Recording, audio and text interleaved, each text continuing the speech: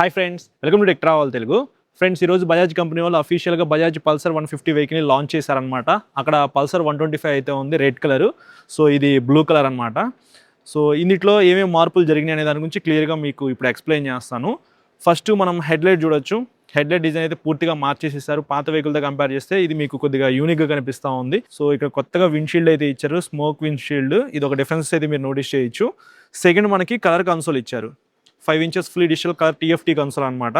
Google maps అయితే ఉన్నాయి, gear indicator అయితే ఉంది. ఇందులో మీకు speedometer, fuel gauge, average fuel economy, instant fuel economy, ఇట్లాంటి చాలా ఫీచర్స్ అయితే ఉన్నాయి అనమాట. క్లిప్ ఆన్ హ్యాండిల్ బార్స్ అయితే ఇచ్చారు, మీరు ఆల్రెడీ చూస్తున్నారు కదా. సిగ్నల్ లైట్స్ అయితే LED, హజా లైట్స్ అయితే ఉన్నాయి. LED head light, back side tail light కూడా రీడిజైన్ చేశారు, అది కూడా LED అనమాట. ఇక్కడ స్ప్లిట్ గ్రాబ్ రైల్ మీరు చూడొచ్చు, ఇది కూడా చూస్తానికి చాలా బాగుంది. ఇక్కడ 150 బ్యాడ్జింగ్ అయితే ఇచ్చారు. ఫ్యూయల్ ట్యాంక్ దగ్గర మీకు 150 3D బ్యాడ్జింగ్ అయితే ఉందన్నమాట. ఫ్యూయల్ ట్యాంక్ అయితే కొద్దిగా మస్కులర్గా ఇప్పుడు తయారు చేశారని చెప్పుకోవచ్చు. E20 పెట్రోల్కి సపోర్ట్ చేసిద్ది. అలాగే 150cc బజాజ్ వాళ్ళు ఇంకా స్కిప్ చేయకుండా కిక్ రాడ్ అయితే ప్రొవైడ్ చేస్తూ ఉన్నారు. సో ఇది ఒక మంచి విషయం అని చెప్పుకోవచ్చు.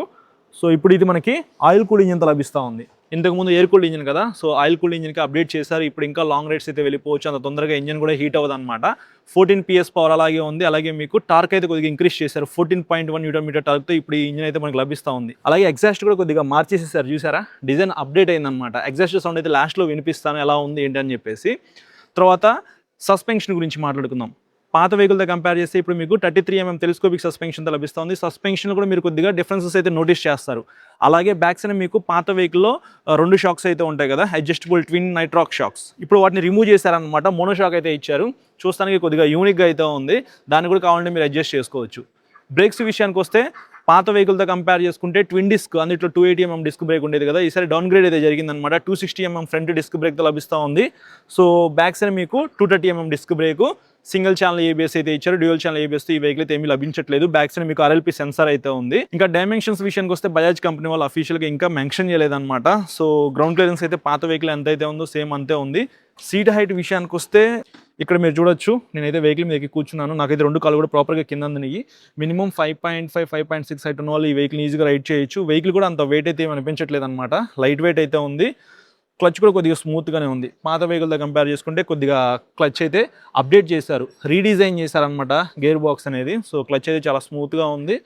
వెయిట్ కూడా కొద్దిగా తక్కువగానే ఉండిద్ది. కలర్స్ విషయానికి వస్తే మీకు 5 కలర్స్లో ఈ వెహికల్ అయితే లభిస్తూ ఉంది. సో ఇది బ్లూ కలర్, చూస్తానికి అయితే చాలా బాగుందన్నమాట, బ్లాక్ విత్ బ్లూ.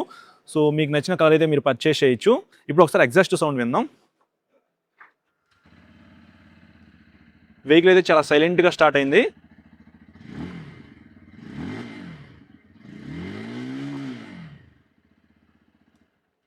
ఇందులో కొత్తగా ISG అయితే ఇచ్చారు, integrated starter generator. So vehicle అయితే చాలా సైలెంట్గా స్టార్ట్ అయింది. ఇంజిన్ కూడా కొద్దిగా అప్డేట్ చేశారు కాబట్టి ఎగ్జాస్ట్ కూడా మీరు విన్నారు కదా, చాలా స్మూత్గా ఉందన్నమాట. సో ఈ వెహికల్ పెర్ఫార్మెన్స్ ఎలా ఉంది, అలాగే వెయిట్ తక్కువ ఉందా లేదా, క్లచ్ రైడ్ చేసేటప్పుడు ఎలా ఉంది, టైర్స్ గ్రిప్ ఎలా ఉంది అనే దాని గురించి మనం మొత్తం రైడ్ చేస్తేనే తెలుస్తుంది. నా రైడ్ రివ్యూలో మీకు మొత్తం క్లియర్గా ఎక్స్ప్లెయిన్ చేస్తాను. టైర్స్లో కూడా ఎటువంటి మార్పులు అయితే జరగలేదు అనమాట. మీకు 17 inch alloy వీల్స్ అయితే ఇచ్చారు, tubeless tyres. Front 80/100 section tyre, back side 100/90 section tyre అయితే ఇచ్చారు. ఇది split seat dual disc variant, ఇదే టాప్ ఎండ్ వేరియంట్ అనమాట. ఇంతకుముందు మనకి బ్యాక్ సైడ్ 120 సెక్షన్ టైర్ ఉండేది కదా, దాన్ని డౌన్ గ్రేడ్ చేశారు ఇప్పుడు. సో ఇది ఓవరాల్గా ఈ వెహికల్కి సంబంధించిన చాలా షార్ట్ అండ్ స్వీట్ వీడియో. ఈ వీడియో నచ్చితే మాత్రం లైక్ చేసి మీ ఫ్రెండ్స్ అందరికీ షేర్ చేయండి. ఇంకా మీరు మన ఛానల్ సబ్స్క్రైబ్ చేయకపోతే సబ్స్క్రైబ్ చేసుకొని సపోర్ట్ చేస్తానండి. Thank you.